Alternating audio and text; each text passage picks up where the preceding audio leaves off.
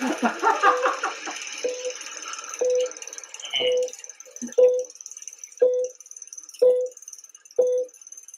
are live.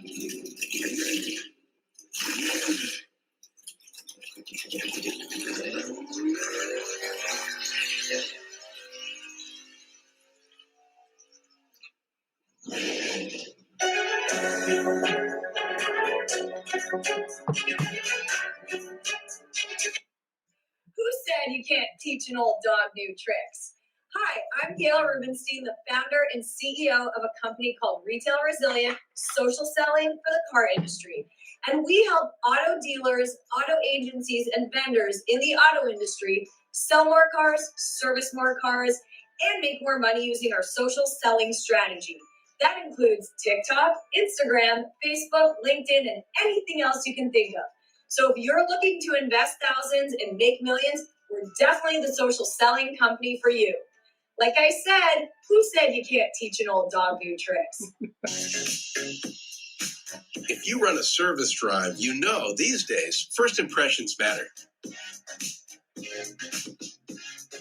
But when your advisors are tied up with inbound phone calls, they tend to neglect their other, more important duties.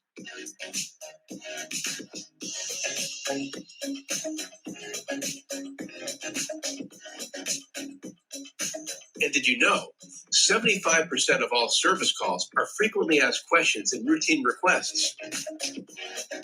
Still, the average dealer misses up to 30% of inbound calls, adding up to a ton of missed service opportunity and increased customer churn.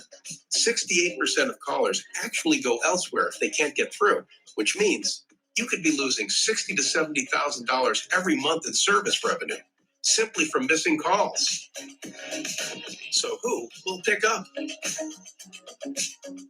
Introducing Brooke. Hi there. Your best service scheduling assistant. Brooke is the first intelligent digital voice assistant to answer, handle, and appoint all of your inbound service calls. Hiring Brooke means absolutely no call goes unanswered, boosting your customer satisfaction and reducing your overhead costs. And talking to Brooke is like talking to a friend with human-level understanding and a friendly conversational voice. Her conversational intelligence is built on millions of actual service industry conversations, making her the easiest onboard you'll ever have. She can handle any volume of calls and follows your policies every step of the way, 24/7. That means even when the lights are off, Brooke is always on.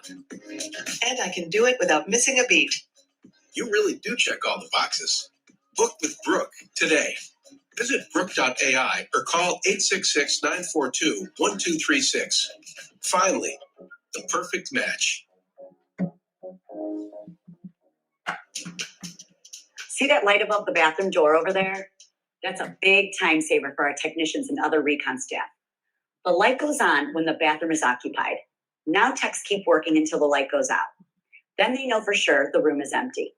And when they're busy there, they're also catching up on the news. Not bad news, but news they need for the job. I post these where they can't be missed. Too often, the search for the right product brings valuable time. This inexpensive detailer's cart organizes supplies. Now techs lay their hands on what they need without delay. We got these time savers from Rapid Recon, the reconditioning software company that's always defining better reconditioning solutions for dealerships like yours. When the goal is to get cars through recon in 72 hours or less, every step, every minute, every better decision made helps towards that goal. For more recon efficiency ideas like these, talk to the recon experts at rapidrecon.com.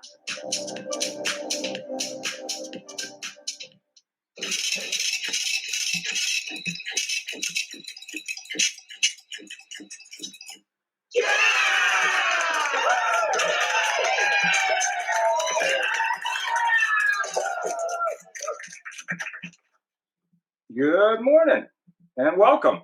So there's so many books, it was really hard to pick a few. So I picked a few that are probably not automotive related. Sales Management Simplified by Mike Weinberg, Management Mess to Leadership Success by Scott Jeffrey Miller, and Martin Dempsey, Radical Inclusion. We were actually in Toronto, I guess now it's a week and a half ago. There was a lot of discussion around inclusion, women in auto, and actually some great guests in there, including Larry, actually, who was there live. But we had a lot of different women in auto. It was a great show, and that was sort of what's going on there. So go ahead, Jeff, with the disclaimer. Good morning, everybody. Good afternoon, evening, wherever you're watching, whenever you're watching. We appreciate you being with us. I just wanted to make a short little shout out to our sponsors, and we do run those little videos because without them, we can't do this thing. Well, we can, but not as cool. Also, we are working on, in the process of working on a show with Brooke and Brooke AI, and that should be very interesting.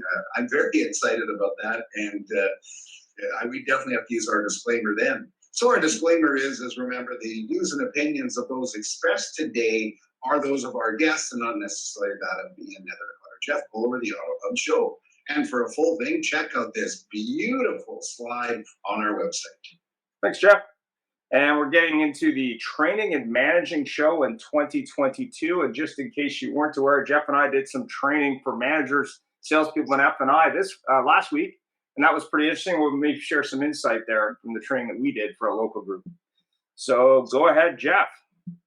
Well, typical with the training world, most trainers will go into a dealership and say, I'm not just a trainer, I work in a dealership, and I know how it goes today, and which is very, very interesting because, frankly, while many of us have dealership backgrounds, many of us work in dealerships just because we work in a Lincoln dealership in Omaha, Nebraska, doesn't mean that we know how to do it for a Cadillac dealership in Beverly Hills, California, or even worse, a Ford dealership in Niagara Falls, Canada, Ontario.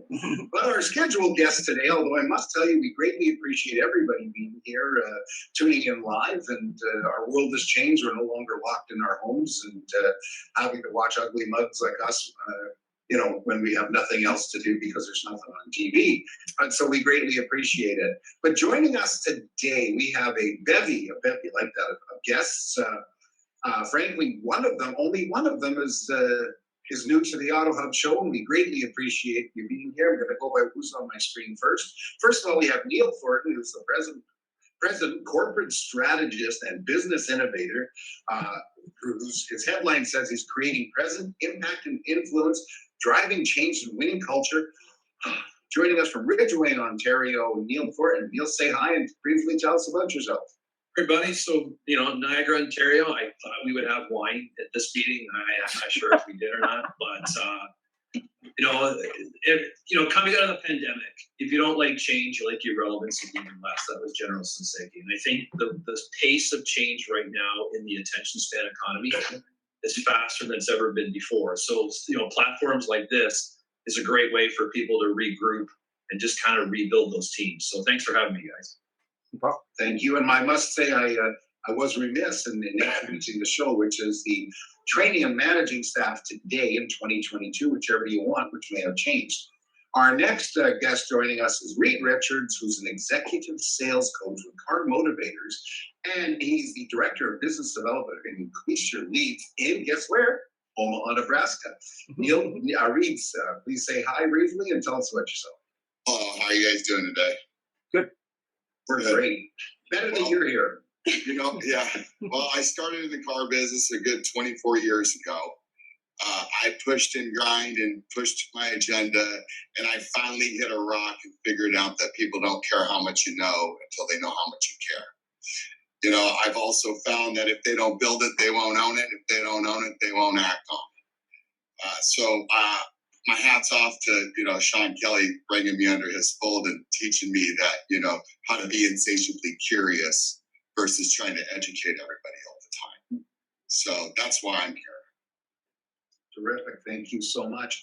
Next we have, and this is definitely not in order of importance because you're all important. It's just who pops up on my screen. We have Don Graff, who's the president of Don Graff Automotive Advisors. I always say this every time Don's on, in the greatest named town I've ever seen, Bonita Springs, Florida. Don, please say hi and introduce yourself briefly. Hey, good morning, everybody. How you doing? Good. Great.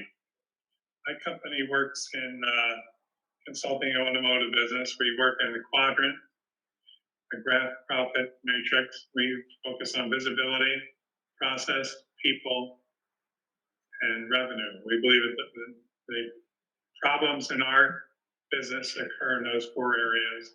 It's really pretty simple to get in and determine what's going on. And our discussion today is probably going to unfold pretty dramatically, and we're going to see where a lot of issues are. And I think a lot of the issues are with oversight, personally, a lack of oversight. I recently conducted over 75 mystery shops of BDCs, and none of them was able to make an appointment. None of them. And we can address some of those issues, but it's really pretty dramatic what has occurred because the gross profitability that's occurred during the pandemic, the lack of interest in apparently in dealers wanting to grow their market share, being just interested in the dollars that are flowing into their coffers. That's Terrific. Well, thank you. It's very interesting. You know, I have to say, we've been talking appointments as long as I've been in the business, and I joined when I had hair. And I have to tell you something.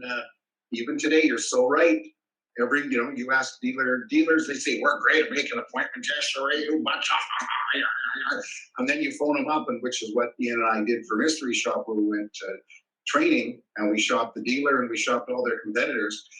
And there was terror. Oh, it was embarrassing. I have to say, I was embarrassed for them. Nevertheless, last but not least, I do want to recognize some of our favorite friends here at the AutoHub show, John, Tim, and Larry, he's so loyal that it's not Larry Love, but he's even so loyal, he's watching on his car bouncing somewhere. So that's great. Thank you. So finally, our final scheduled guest here is somebody new to the show, April Simmons, who's the Corporate Internet and Marketing Director at Foreign Auto Group, speaking of making appointments, in Chandler, Arizona. Boy, you guys from the warm climates, us here in Canada. It's so hot today. It's so hot. I'm like, get me out. I was in Nebraska, actually. That's my homeland. So I was there last week, and I was like, oh, it's so nice. And they're like, it's so hot. I'm like, no. It's 113 today. That's hot. It's ridiculously hot. I think the subject today, though, is amazing. I'm really excited to talk about it. I think right now it is absolutely a travesty what's happening across automotive, and not only the lack of training, but the lack of holding people accountable to that training, because everybody feels like it doesn't matter. But unfortunately, all these bad habits that we're creating right now are going to create an absolute train wreck here in the real near future. So hopefully people will listen in and also take notice that it's time to really start digging in and making sure we're setting good habits for other people.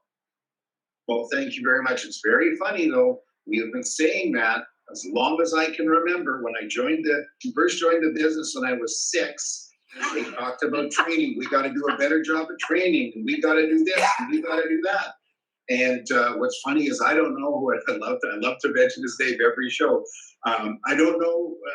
Well, I do know how Grant Cardone got so big because everybody keeps buying trainers, and which is good because most of us on here wouldn't be alive if we didn't. Not alive. Our business lives are centered around that. So, Ian, let's hit them with the first question, please. Yeah. How are we doing things differently in how we coach and handle staff today? And let's start with April. Well, so that's actually a big part of my job. So I'm actually in marketing by accident. My real job, I actually was in finance and then went to the desk and then went to internet and then kind of realized that marketing was important. And so a lot of people think I'm a marketer, and really I'm a car girl. So ultimately, the biggest part of my job is training and helping that big percentage of internet departments or BDC departments work with the desk and realizing that it is one big team and helping to drive that business. And, Don brought up mystery shopping. Well, part of my training is that my internet directors and the teams themselves all have to mystery shop every single month, twice a month. So that's something that we just do. I think it's important that people go and be a customer to ensure that not only is everything on your website working, but that your process is working, and what you're holding up against the competition. So that is one thing, probably the best thing that we do as far as training and accountability. Every single week, we go through and sit down with our individual teams and go through their metrics together and decide, what's working, what's not. We also do CRM training all the time, and my guys hate it. We're doing it all week this week. They despise it. And I said, look, once you're perfect, we'll stop training. But until then, we're going to keep training. So that's just always going to happen. My group as a whole, also, every single day, the management staff is required to train. So we do bring in trainers on occasion, but we find that if you bring in a trainer and not everybody's bought into the training, then when they leave, it was just a big fat waste of time and money. So ultimately, we just create a culture of training within the organization itself. Thanks for that. Neil? April's got it right on the nose. So standing out in a crowded marketplace is a big issue right now. And with the advent of digital media, your brand now precedes you. So the car dealers I'm working with, if you don't stand out, you're just going to be a me too. And, I come from 23 years of the training world. I was a managing partner of Dale Carnegie Canada. So you can imagine that name is synonymous with, there's a reason. This book is from 1935, How to Win Friends and Influence People. This is the most downloaded book on the internet. So what I find in the training world is we got to reverse the lens on this. You ever send an angry person anger management? It peeves them off because they don't think they need it. You ever try and send a duck to eagle school? Like it pisses off the ducks, it pisses off the eagles, and it pisses off the trainers. So for years and years of trying to fix people and as a coach, you don't coach the wrong people.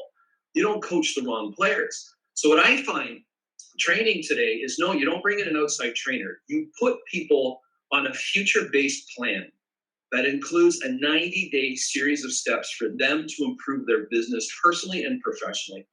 So the training's not about judging. A lot of training is about, I'm sending you to get fixed, or it's like, remember those performance appraisals you do them with your staff? And people would rather go to a tax seminar than a performance appraisal. But so you guys tonight, grab your spouse or your partner and say, honey, would you mind sitting down for a moment? I want to talk about your performance over the last year. You can imagine how that goes because people don't know the why behind the training. Simon Sinek wrote Start With Why for a reason. So I get this a lot. Well, my staff resist change. They don't resist change. In fact, people resist the uncertainty of change perceived forced on them. April's getting conflict with the CRM because the guys don't understand the why of how it's going to help them. So until they know the why, the training and the how will never exist. They can't coexist.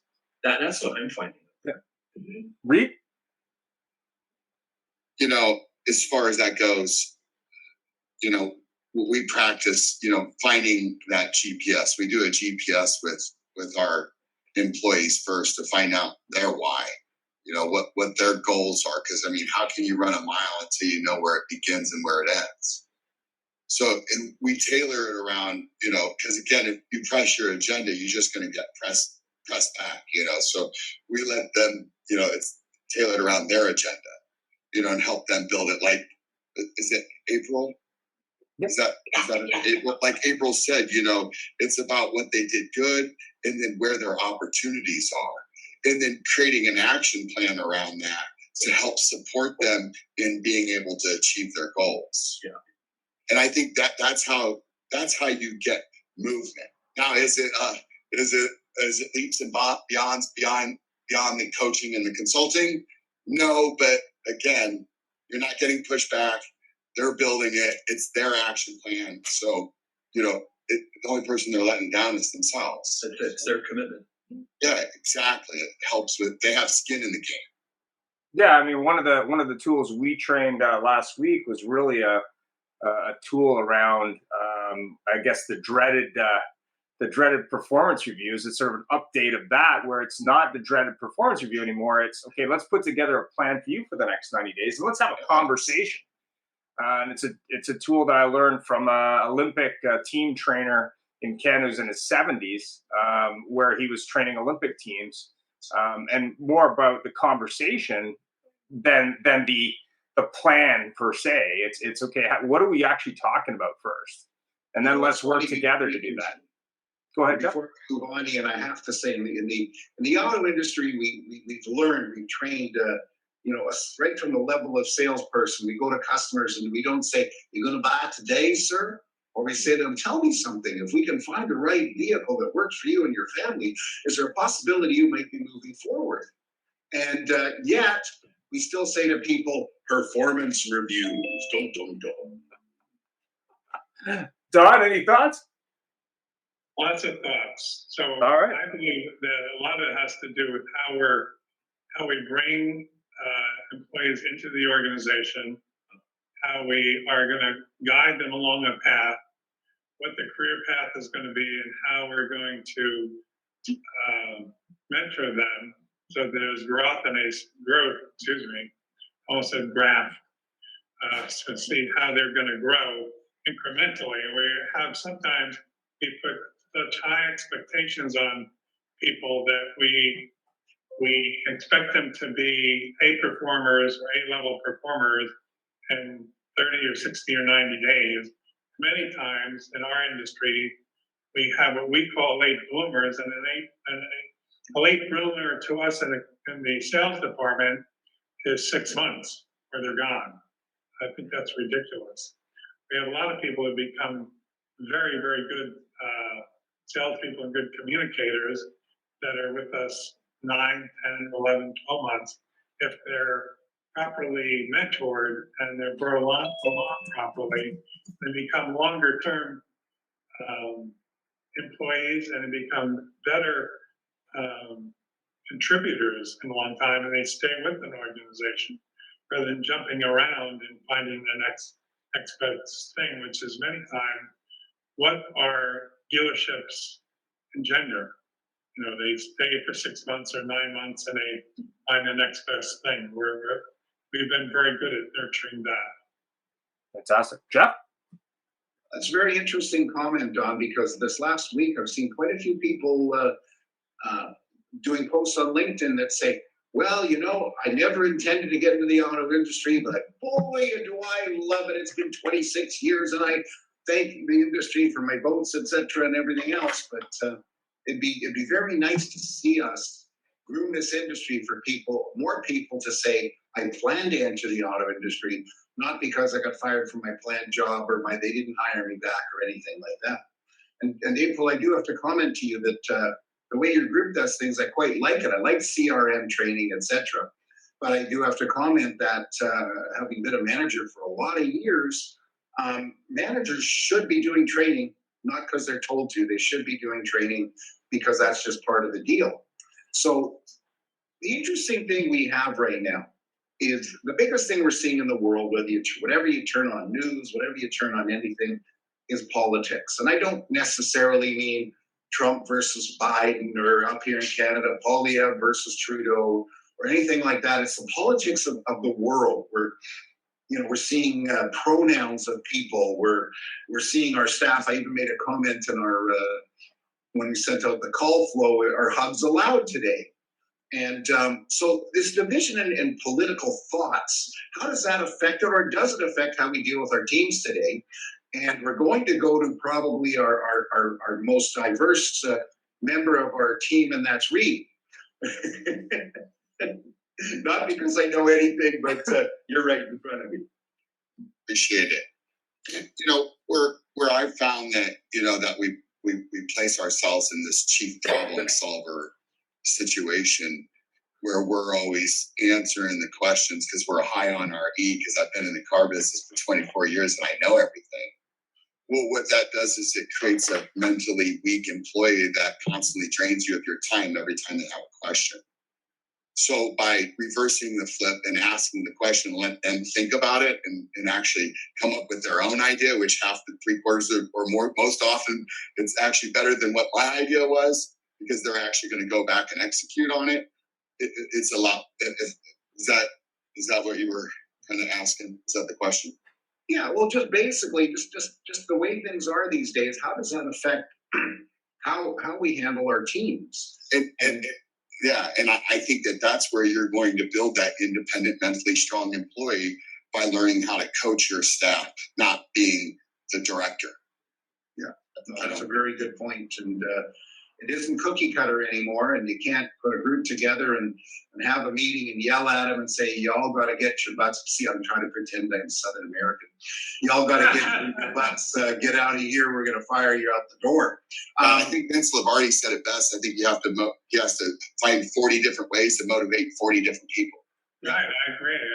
It's each person is on a different trail, and it's incremental to that person, or it's how you're able to connect with people, and that's why there are so many ways to connect. Not everybody connects with each manager in the same way in each department. Sometimes it's better. I've seen in some instances a salesperson is connecting with a service manager or a service writer in a better way than with his own staff or his own direct report, because there seems to be there's a conflict with expectations. The expectations aren't expressed directly, or there's an undertone in what's expected. Well, thank you. That's a good point. So, April, tell me, to expand on this question, what about, I hate to say it, politics? Do you deal with people differently depending on their politics? Yeah, I mean, I think we actually do. But I think we overcomplicate it sometimes. Here in Phoenix, we're kind of a melting pot. So we get a lot of different demographics across all of our different stores. And that also means that we get a lot of different staff across all of our stores. Now, is it as great as I'd like it to be? No, because to the point already made, too many people fall into automotive. They don't choose automotive. So I think that is something we need to work on in order to groom the next layer. But as far as today, I think you just treat your employees the way you want them to treat your customers. And all that really means is, mirror who you're dealing with. We had a situation, right, when masks were now they became, you could choose. Well, if the customer came in on a mask, then the sales guy threw on a mask, right? So it doesn't mean that they necessarily believed in it right or left. It just meant that they said, hey, I want to make my customer the most comfortable as possible because I have a better chance of them to sell them a car. Well, if us as employers treat our employees in that same way and say, hey, I'm going to do all the things to make you most comfortable, then they're going to succeed better. And I just think we way overcomplicated. I think we make it way more difficult than it needs to be. It's just treat people the way you wish you were treated, treat your employees the way we train them to treat your customers, and then it all just seems to kind of work out. But Don made a really great point there a little bit ago too. Part of it starts with the onboarding. If you don't have a good onboarding process, you lose people before they even start. So that's something that, we all need to do a better job of. And something I've become really passionate about myself the last couple of years is empowering our salespeople. So regardless of the manager, right? Because not all managers are great leaders. They might be a great desk manager, or they might be a great finance manager, but they might not be a great leader. So how can we empower our salespeople to make sure that they have all the tools necessary to be successful, regardless of who might be their leader? So I think that's something that we can all do a better job of too, moving forward. So what you're saying here, Larry, you have a question. Yeah, I'm just agreeing with what everybody said, but I think that the best way to empower these people is to make them understand they're running their business within somebody else's business with no debt service. There's just not that many places where you can have the potential, I'm even talking pre-pandemic, pre-chip, to make $100,000 to rise through the ranks. And if we don't bring them in with the proper expectations and the understanding of what they can achieve and how much fun this could be, because there's nothing limiting you except you, I think once you do that, set that basis, everything flows naturally. Terrific. Thank you. Watch the road. Watch the road. Don't watch us, Larry. We don't want to see that. Chauffeur. It's so, okay. I ran over a couple people, but they weren't. I was going to make a joke, but I won't. I'll get in trouble. Before I go to present Neil with this question, April, I just need to know. So the Van Horn Auto Group does not condone the onboarding process of here's the list, go sell some cars? No, we actually do have an onboarding process that's been a work in progress, because honestly, you can have paper that says here's what our process is, but if it's not actually being followed, then it just falls apart. So it's really important to have a process, but it's really important to make sure that everybody, like Reed said, understands the why of the process and then is actually following the process. And then the process has to be tweaked. All the time it has to be tweaked. How can we make it better? How can we evolve it to be better? So it is definitely a work in progress, but I think everyone working together, you can really achieve some pretty awesome things. And also, we got a comment, Jeff. Document, April. I believe you're designing. Sounds like you believe like I do. It's a living document. Yeah. Alive. Go set it and forget it. Yeah. Nothing is set it and forget it. Stuff is happening all the time. And in fact, when I'm in a client now, I'm trying to encourage them to have virtually a 12-month long process for bringing people into the organization in whatever department they're coming into. And I'm encouraging them, if they're interviewing salespeople, that they don't have the desk manager do the first interview. I want to have the office manager do the first interview, because they're going to be looking at different qualities. They're not going to be looking for the closer mentality. They're going to look for someone that's going to get along with people in the organization. And I think that's the first, let's call it the first pencil, so to speak. The second pencil may be, what are the closing skills? Is the person going to be able to contribute to the bottom line? But the first pencil has to be, are they going to be able to get along with the organization? Are they going to achieve success with the organization? Can they have a rewarding career with the organization? And then, how much money are they going to bring into the organization? I hire, and this is interesting, I hire for effort and attitude, and I don't care about anything else. Because ultimately, at the end of the day, I can have the worst, some of my worst salespeople have been cancerous, and they might be great closers, but they destroy everybody else. And if they do, they're not worthy of having around. So ultimately, if you have a good effort and you have good attitude, then the rest can be trained. I can give you all the tools for everything else. But too many times we hire for experience, or we hire for those closing skills only. And I think of a sales team like a band, right? You can't have all lead singers. You can't have all drummers. You can't have all, they work together better as a team when you have a little bit of each type of personality that can kind of come together, and they can create good music that way. Exactly. So I happen to be a lead singer in a band, so that comment struck home. I think one of the other things we have to emphasize, because we're in a world where nobody knows how to communicate, nobody knows how to say hello, most of the people don't know how to answer the phone. We got to convince them that the close doesn't start at the end when you've ruined the we lost him. Well, there we go, lost in the tunnel there. So Neil, we're going to move on to you on the topic. Larry's going through a drive-through or something right now. But nobody said you want fries with that. I appreciate what April says, because I can teach anyone to do a job. I can't teach attitude. And each manager who's on this call today possesses three very important skill sets. Management skills, which is managing things, producing predictable results. Leadership skills, which is your ability to lead and inspire a team, but also coaching skills. And coaching is a certified science. I know Reed's gonna agree with me. I've got 3 certifications in coaching, 23 years. And coaching is about asking great questions. But Einstein said, if you judge a fish by its ability to climb a ladder, it lives its life thinking it's an idiot. And I think what you do is the best advice I've ever gotten in business is hire slow, fire fast. And in that hiring is you set up those very clear expectations, which include coaching. And you're coaching people based on what they said they're going to do. So you're coaching them based on their commitments. It's less judgment in that world. And it's a really good point. And I think we spend far too much time trying to solve problem people. I really do. And I think the sales skills right now needed for success is not in any textbook. I coach or I teach at the college university level. My students grade themselves.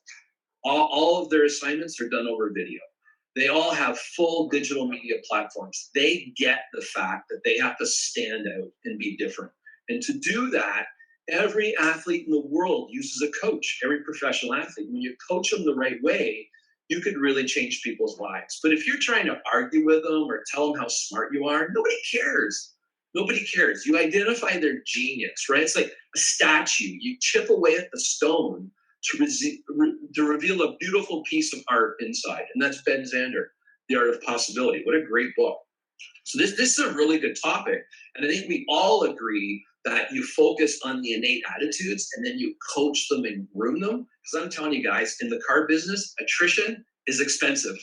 Losing people, like a 6-month turnaround, that puts you out of business. It really does. And I think the rules have changed, especially 2022. Yeah, I mean, we've Come done. back out of the tunnel. Oh, I was okay. starting to say that I think one of the most urgent things we can do is teach these people that the close doesn't start at the end when you screwed up the deal. The close starts when you say, welcome to, I'm Larry Feldman, or whatever the hell your name is. To try to get these people to understand to build rapport, because it's sorely lacking in every aspect of society in our business. Yeah, Larry's got a really good point. So rapport, trust, and respect comes before gaining cooperation. That's in how to influence and influence people. But I'll tell you what I'm teaching today right now with salespeople, nonverbals, body language. You can read nonverbals of someone walking across a parking lot and knowing that 85% of all communications is nonverbal. You read where those people are, transactional, relational, before a word is spoken. And then Larry, how about the handshake? Neutral, dominant, servant, pull. All nonverbals mean everything. Salespeople love this stuff right now. The nonverbals, it just tells you so much. Well, we'll move on, Ian. I must say, though, I think this may be the first time that we've had the word innate used on the AutoHub show. So thank you so much. That'll be the word of the week. Yeah. And Neil, I've seen some of your video stuff. It's really cool on the net. If you look me up, I have a 3-minute little thing I did in Connecticut with a GM just on body language. It's 3 minutes. You'll get a kick out of it when you get around to it. We'll do it, Larry. Yeah, I mean, we were talking about staffing problems, talking about shortage of people. We talk about problematic staff. We talk about a lot of different things on the hiring side of the car business. And of course, Neil brought up, the attrition side of the business, which we've been talking about, I don't know, Jeff, almost 3 years, especially when you look at gender as well. And there was a lot of discussion from a number of different people in Toronto. I think I was one of the few men in a women in auto group breakout, which was kind of interesting in Toronto. But I guess when you look at it from a point of view of staffing problems, that isn't just automotive industry related. I think everyone's fighting for quality staff today. What do you think, April, in terms of, why do you feel we're suffering so much on the staffing side in the auto industry? Well, partially because you can go get a job at Panda Express starting at $18 an hour. I think we have to relook at the jobs in the different areas and decide how we can restructure some things to entice the person to give automotive a try. I mean, the reality of it is, and we do actually a lot of these things and they have helped. We do unit guarantees, right? Like if you sell 12 cars, you're going to make a minimum of $6,000 a month. And we do these different kinds of things that say, hey, you don't have to be a 20-car guy out of the gate to get to this level. So it's just trying to find creative ways to keep people out of making minimum wage to start with, I think is really important, because if somebody comes in and you tell them, hey, you've got the potential of making $100,000 and they make minimum wage for 2 months, we're leaving you, because they can go down to Circle K or Panda Express or anywhere right now and get a job for super, more money, right? So Right. At the end of the day, I think we've got to be creative. I think we also have to be creative in ways that we go out and try to find people right now. And I'm really fearful that it's going to get way, way worse. And I'll tell you why. Right now, in 2008 here in Arizona, we got hit really hard. And what I saw was a lot of people that were in automotive thinking it's the greatest thing since sliced bread. When it became hard, they all left. They didn't just leave to go to another dealership. They left automotive entirely. And we never got those people back. And I have a bad feeling that we're on the cusp of having the same thing happen when we have to actually go back to selling again, not order taking, not saying, hey, do you want fries with that? Because that's all we're doing right now. When we get to that part where you're not making, massive commission per unit anymore, and you have to sell, 10, 12, 15 cars to actually make the same amount of money, I think at the end of the day, we're going to lose a lot of people. And I think a lot of people will leave automotive. So right now, I would say the most important thing is actually retaining what you have and slowly adding to it, but really working on this coaching and training and preparing your staff for what's about to happen that we all know is going to happen, whether it's next month or 6 months from now. It's going to happen. Times will not stay the way they are right now. So I think that's the most important thing. This group that Ian and I did the training for last week, we were very impressed because of the 30 odd people that we had in the training. Very likely 15 of them, that was their first car job, and they were 10 years everywhere from 3 years up to 25 years. And I don't think I've ever seen that before in my career. No, you don't see too many groups with a lot of senior staff that have been there at the same group for a long time. I mean, it was. I think on one of our previous shows, we were talking about getting 5 years with someone's a long time today. And Jeff and I were talking a little bit about sort of the mean average employment today for a person, not from an HR perspective, but just, what is that longevity at a job? I mean, you don't hear too many people that have been somewhere for 25 years today, right? I mean, you just don't see that. So I 100% agree with you, April. It's how do I retain the people I have that are A players that I want to keep? But more importantly, who do they know that maybe wants to get into the car business that's like them, maybe, or someone that, that's looking for a career, not just do I want fries with that job? What do you think, Reed? I think both Don and Ashley said it best, is as it starts is as it goes. Our best projects have always been like, I'm coming in the day that these people are being hired. Expectations, rules of engagement is set. We understand how to communicate. We understand how they would like to be rewarded, like verbally or non-verbally. I mean, when I ask that question, how would you like to be rewarded to people? They're like, oh, that's a great question. Nobody's ever asked me that. I'm like, are you kidding me? Again, when I worked at Coons Automotive in the East Coast, they all sent all the general managers and everything down to Disney World, and they gave them a book. It's called Why Size Your Business. And it was talking about how, the millennials or in the future, the Y size, the Y gen, how they expect to be, presented the job when they get there. Name on the door, a book, a parking spot, whatever it is, these expectations need to be met when they come, not just a foot on the butt and say, go get them, Tiger, and then unless again, I think that, I can't read anymore because I'm getting older, but I wrote it down as Ashley was speaking. But the attitude, again, I just think that as it starts is as it goes. You put these people in a situation, you don't give them any training, you give them no attention, they don't feel like they're worth anything. I think again, the initial is the most important part when it comes to hiring. Yeah, something as simple as a donut for everybody. Any good debate needs a counterpoint. So I'd like to speak up for the values of attrition.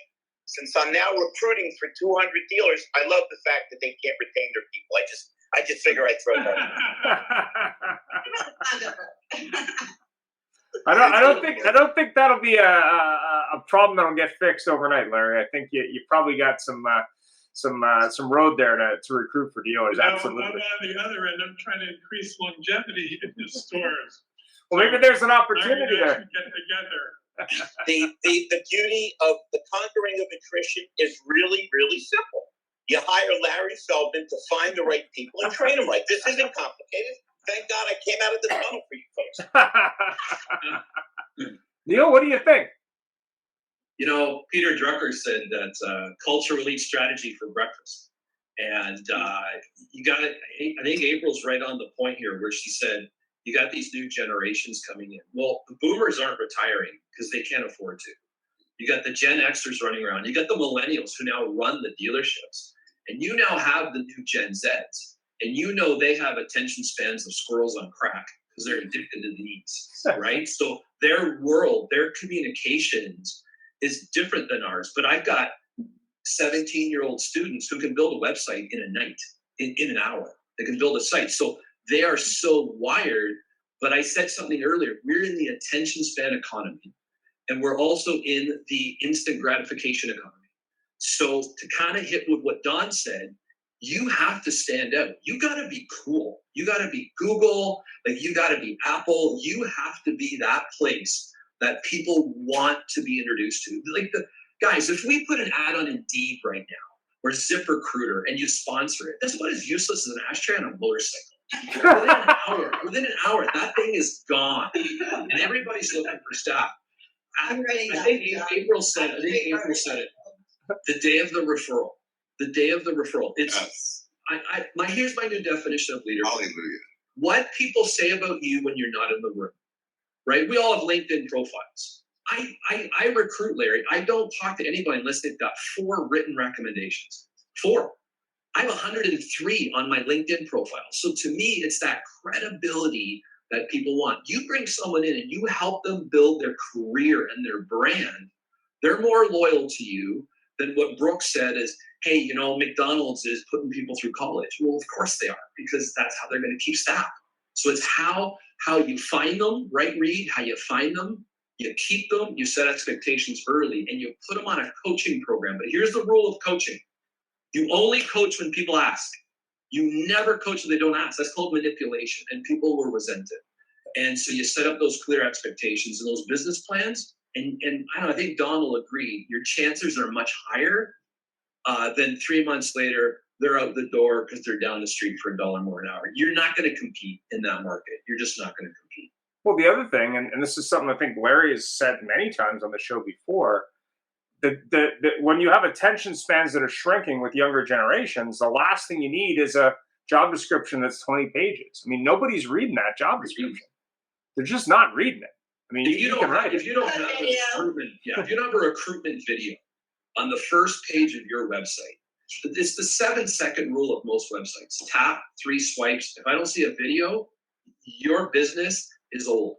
It's archaic. We live in a visual marketing world, right, April? Like everything now is instant gratification. Give it to me now. Nobody reads. Like, forget the websites with copy. That stuff's gone. And Neil, I just got a call from the union that represents Squirrels on Cracks. They didn't appreciate you comparing that to Generation Y. You're gonna get thrown to a lawyer. Don, go ahead.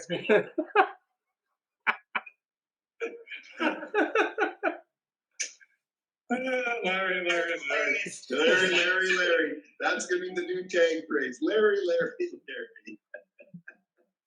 What do you think, Don? I don't know. I saw Larry perform for a whole day. It was the first time I spent 10 hours in the dealership in like 2 years. It was 3 weeks ago, Larry, in Punta Gorda, and it was very entertaining. We went 3 hours, 15 minutes. Nobody wanted to go to lunch.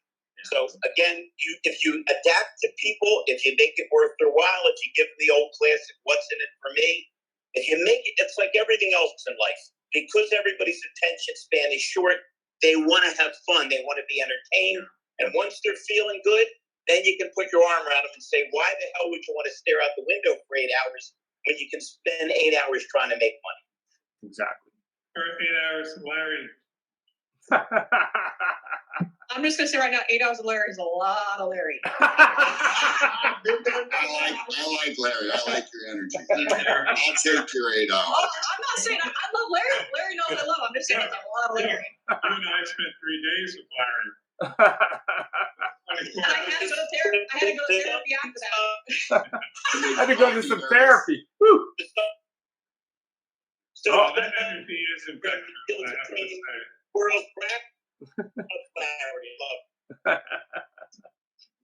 Jeff? You have to send everybody your last song that you wrote. I think there's going to be a new song. Actually, there's wrote a song called "Can't You See I'm Drinking?" You sound like you're drinking right Perception now. ain't my reality. That's the real one. There, hit a drive-through, man. Get yourself a cup of Joe. There has to be a new song to replace Sting's Roxanne. It's got to be Larry. Moving right along, I ask this question now on every show. It's my favorite, and it's what is the biggest mistake, misdirection, blunder, whatever you want, you see dealers doing relating to training and managing their staff today? And I'm going to go to Reed because everybody else has been talking over him. That's okay. I don't mind.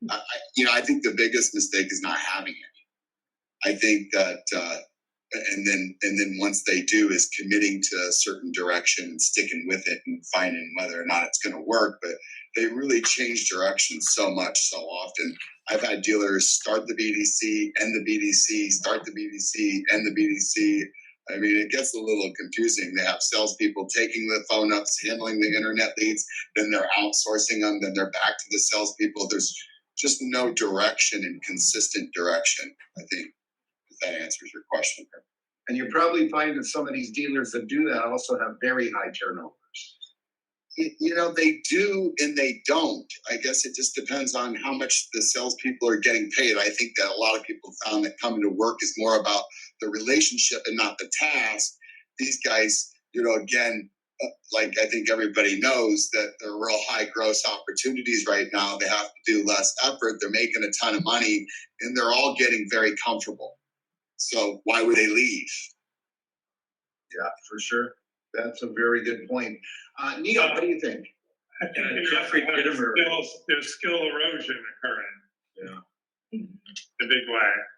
The customer experience is certainly suffering. They're not growing marketing share. I've talked to a dealer recently. So 4 years ago, you blow a customer off. You're abandoning. If you look at my infographic, I'll send it to somebody if you're interested. 65% of the calls that I checked on, that someone else do the work, of course. 65% of the calls, the caller was abandoned in 3 days or less. Okay. 3 days or less. Now, 3 or 4 years ago, maybe that's an $800, $1,000 deal. My clients are telling me their average gross is anywhere from $4,000 to $8,000 now. I have a Ford dealer says to them, we're not geniuses. We're making $4,000 extra because we're taking lease returns now that have $4,000 equity, or the trade has $4,000 equity, and we're able to make $2,000 or $3,000 more out of the back. Add it all up, we're making $7,000 or $8,000, where we should be making, if we're geniuses, $4,000. So the dealer is losing, let's say, 3 times a week. 3 calls, that's $15,000 times 4 is $60,000 times 10 months is $600,000 in gross profit. What's his net? Is it 5% now, 10%? He's losing $60,000 to the bottom line a year. That's ridiculous. Agreed. Can you lose that much operating expense? Well, right now people can, but perhaps down the road we're not far away from that. Neil, what do you think? Well, Jeffrey Gittimer wrote in the Little Red Book of Selling, you can resign your position as general manager of the universe anytime you want. And I would say, you got to get out of the convincing business. Like we're trying to convince people to do stuff. The CRM example. People don't want to feel manipulated. I think right now the greatest thing we can do is about perspective.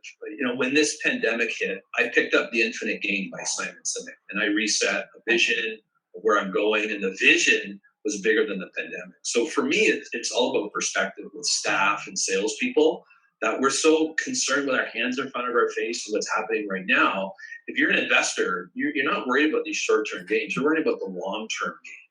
And I think that's the lens that we all need to have, is that outward focus, and stop trying to put ducks into eagle school. They don't want to go. And let's stop trying to solve the problem people in our dealerships. Cut them out. Oh, they're a great producer. Yeah, but they're killing your culture. Nobody trusts one another, right? Remember the 5 dysfunctions of a team is the foundation of trust. If you guys don't trust one another, your service is not going to come across an honorable band. People are not going to trust one another. I think that's where it's time to get human again. That's what I think we got to focus on. And you got to also remember, I mean, you're all part of the same team. I mean, that was something that we dealt with last week. But I mean, realistically, it's part of it is just this: we're creating walls where they don't need to be there, right? Yeah, but here's the I'm a linguistic, right? So I study language in business. As soon as you hear the word they, but what do you mean? Who are they? I thought it was us. I thought it was we. And today, go back to your dealership and listen. I mean, really listen. And I think the biggest skill we got to build right now is getting rid of listening for what we already know instead of listening for what's possible versus what's probable. And Reed has that in his LinkedIn profile. He's got the Cuddy quote. Most people listen to respond and understand. But if you really want to listen for where conversations are based. Are they based in the past or problem solving? Because as a dealer, if all you do all day is problem solve, firefight, and babysit, you're only going to produce more problems, fires, and babies. Listen for people speaking from where they're going, not where they are, where they've been. And that's like a huddle in a football game. That's where you coach, is the next play. Not the people up in the stands commenting on the last play. They don't know. Hey, listen, the quarterback of the Buffalo Bills. Here it is. The quarterback of the Buffalo Bills, Josh Allen, he doesn't look up at the stands for the play. I know years ago they did, but he's not looking up at what do we think we should do. That game is plotted out, right? Like what Reed will say, that game is plotted out strategically. This is where we're going, and there's going to be road bumps, but we're all in this together. That's culture, guys. It's culture. And vision. Remember, in the absence of a vision, people are just driven by their own agendas. And visions are very valuable parts of business. These stores I'm talking about have a lack of culture. There's a lack of oversight. Yeah. Really. Well, Don, I'll caution that the lack of culture is a culture. That's the problem. Is I think sometimes people say, "Oh, there's no culture." Well, there is a culture. Your culture is shit. That's the problem. It's Tell us how you feel. I mean, there was opportunities there. Your culture is less than ideal. Yes. You've been hanging around Larry too much. Talking very nice. Actually, that's the edited version for Brooke, if anyone knows me. So, no, but that's the problem is that too many people are like, oh, well, there's lack of culture. No, you do have a culture. Your culture is absolutely trash. And the problem is that because you continue to breed that, you're going to bring people and you're attracting those people into that trash culture. And it's your ducks that don't leave. It's your eagles. They're the ones who leave. I don't know. I've very rarely seen a bunch of eagles flying straight in a row. Ducks always go in a row. So you got to be careful. Some of those ducks are leaders. Yeah, they'll go right off the cliff. I was gifted early in my career. I was hired by Flemington Car and Truck Country to be their e-commerce director. They had 14 dealerships. Each dealership had a training room. I worked with Steve Califer. And within 3 years, we were doing 4,000 cars on the internet because they empowered me. And then my immediate supervisor challenged me to hire college graduates, and I did.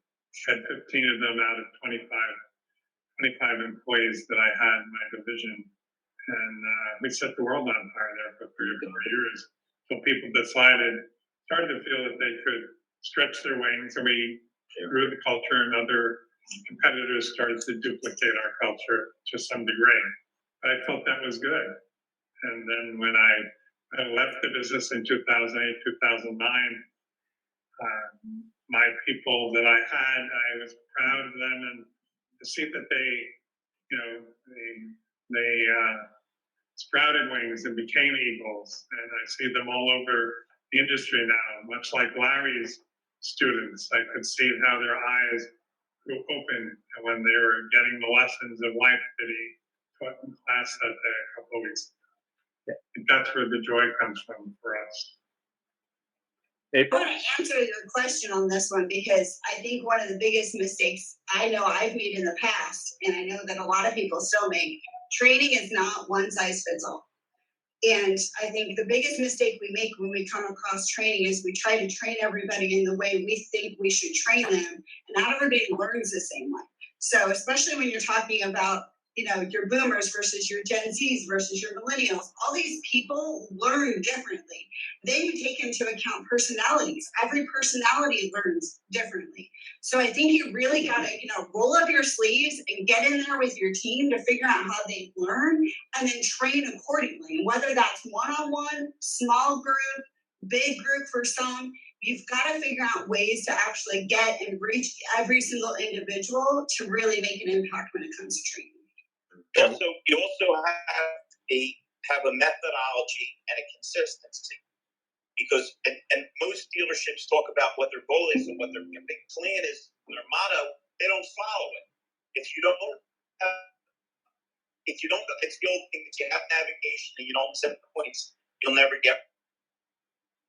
Exactly. I think Larry's driving in Canada now. He's using Rogers' network here, so he's cutting in and out. Yeah, I mean, when you recognize all the wins. I think that's another mistake in automotive we do. We recognize only the top performer.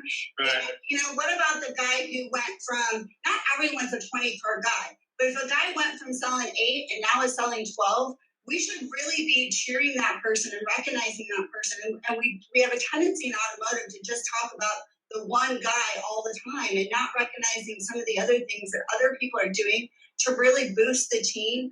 You've got some staff out there that don't care about being the top dog. They want to be the person who helps everyone out and, helps train the new guy and does all these other things. And they should be rewarded and they should be recognized and those type of things as well. So it kind of goes both sides, right? You want to train them one-on-one, but you want to recognize them one-on-one. Not everybody got straight A's in school, but if the C guy, the guy who got C's now got a B, that person should be recognized, not punished for getting a B, because that's his best. My goal is to get the best out of each individual person and whatever that may be. That's a tremendous point you've got there, and it just reminded me about something that we always run into. Every few shows we talk about the belt. The picture of the person with the belt over their shoulder, and there's that one person that has belt after belt after belt after belt, and the person that went from 6 cars to 13 or 14, which is still pretty good almost anywhere you go, they got no belt. Mm-hmm. And they, sometimes their motivation goes out the window. They might get one of these, but there's got to be more than that. Yeah, and Jeff, I mean, I think we've had a guest on many times, but some groups do this better than others. They celebrate employees, whether that employee's been there 10 years or whether that employee is new to the group or whatever. They're actually there celebrating, a lot of their staff, not just individuals, and they do it on a regular basis to not only build that, street cred of the dealership group, for example, but also to celebrate those people that have stuck with it. I mean, I think in a lot of cases, the auto industry is a difficult industry, but also it's an industry where we don't celebrate ourselves enough. I mean, when I look at the Centez Automotive Group, to pick a group, or even the Cod Automotive Group locally, I mean, realistically, those groups, they celebrate it, but they also celebrate individual staff, whether it be a receptionist or whether it be, someone who works in service or a technician or even a lot guy or gal. I mean, I think we also have to celebrate the fact that people are part of that team environment. I think we're to your point, we celebrate that individual high performer with the wrestling belt, for lack of a better term, what seems to be the thing lately, versus, maybe best CSI or best customer experience or, internet lead or something like that. I mean, I think there's lots of ways we can celebrate people, especially when you look at what motivates people. And we had an experience last week with Donut motivating someone. So, you never know what's going to motivate somebody. But that was really interesting, just because you wouldn't think something as simple as a donut at a meeting would motivate someone, but clearly that was the motivator for this gentleman. And don't forget, for anybody who's ever worn a wrestling belt, they ain't very comfortable and they only stay on long enough for the picture. We're running out of time. We're near the end there. Thank you everybody so much for joining us. Any final comments? I just had the one is, do you want to be around somebody positive or do you want to be around somebody negative? Yeah. I mean, I've learned through rules of engagement, the Johari's window, somebody bring it into my arena that I couldn't see it, that I was, pointing out here, this is all the money you're missing, this is all the money you're walking on, here's where you're not making all your phone calls, here's where you're not processing screwed up. And he's like, and then he's over here talking about, hey, look, he actually used the CRM. Look, they're taking, and he points out all the little positives, and here I am pointing out the negatives. And he says, well, Reed, would you rather be around the negative guy or would you rather be around the positive guy? And ever since then, I've changed my tune. Every person has a sign hanging around their neck that says, make me feel important. Yes. That's what this was all about. And stop hanging around BMWs. Sorry, bitchers, moaners, and whiners. There now. Hallelujah. Writing that one down too. Two of them Here we today. go. No, 2 of them. I like it. Girls on crack, BMWs. Sorry. Tree motorcycles. That's the one I'm keeping. I'm just gonna get my lawyers on now. I'm just gonna get That's what I did, Neil. Don, any final thoughts? Phenomenal show. Phenomenal. Loved it. Great people. What a better conversation. And Much that, appreciated. Bring it. Bring it. We're going to let you go. You brought it. You guys brought it today. I have to say that. We didn't do anything. It was you. you brought it. Remember, Format. there's no I in you. Yeah. It's about engagement. Case. Trust engagement. Thank you.